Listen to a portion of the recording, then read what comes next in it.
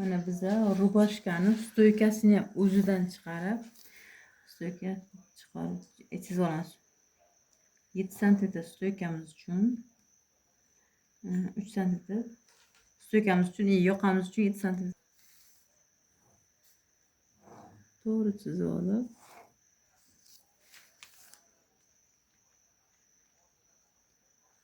uch santimetr bo'lsa, mana bu 3 santimetrga kirib 2,5 3 kirib 2 kirib. Buni shunchaki tashlab qo'ysin degan.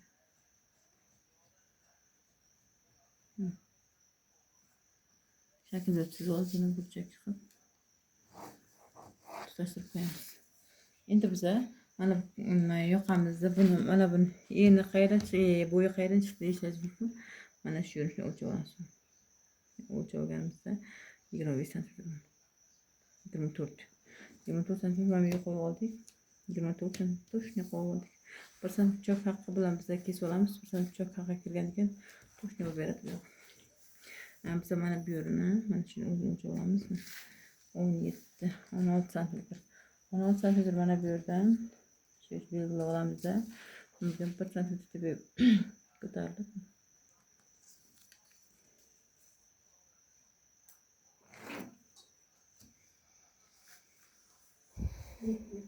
Yarim santimetrga ko'tarib, buni kesib olib, matoga qo'yib olamiz.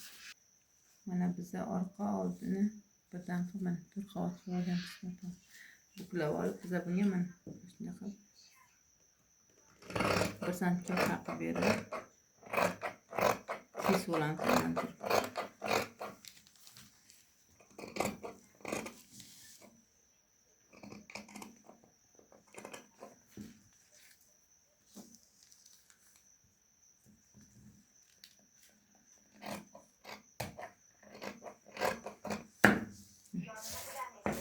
Buni dublerini yopishtirib olaman çünkü papinlarimiz bo'shab ketgani uchun biz mana xuddi mana shu narsaga dublerini yopishtirib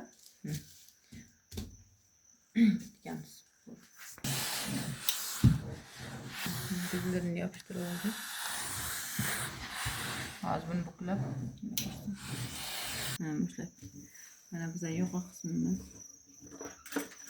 qismini stoykasini yani bo'lamiz, aylantirib burchak yoqamizni chiqarib oldik.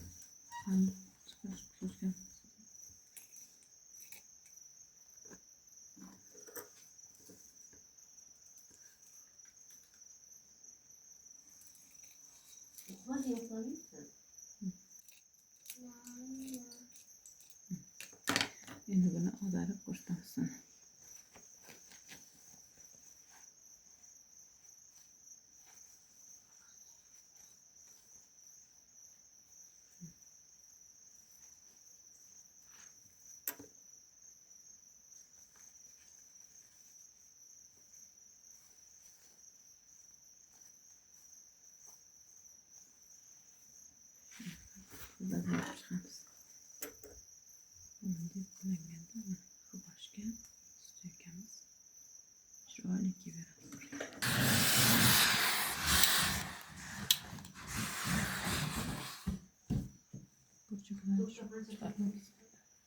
Yoqa qismimiz tayyor. Endi buni ko'ylagimizga o'rnatamiz. Biz ko'ylagimizni yoqa qismini tikyapmiz.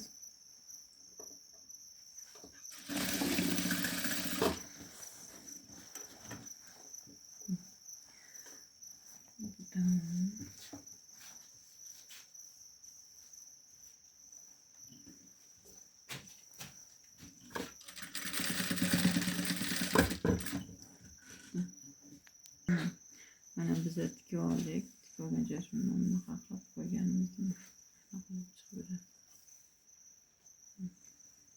Akkuratni chiqib beradi. Yana bitta cho'p bor buni. Mana buni o'zini mana buni bittasini qayirib olib akkuratni chiqarish, uni ham bitta ko'rsataman.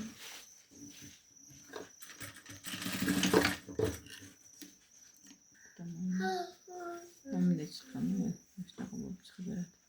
Zeyn, mana bitta yurib qo'ysak ham bo'ladi. Akkuratni turadi.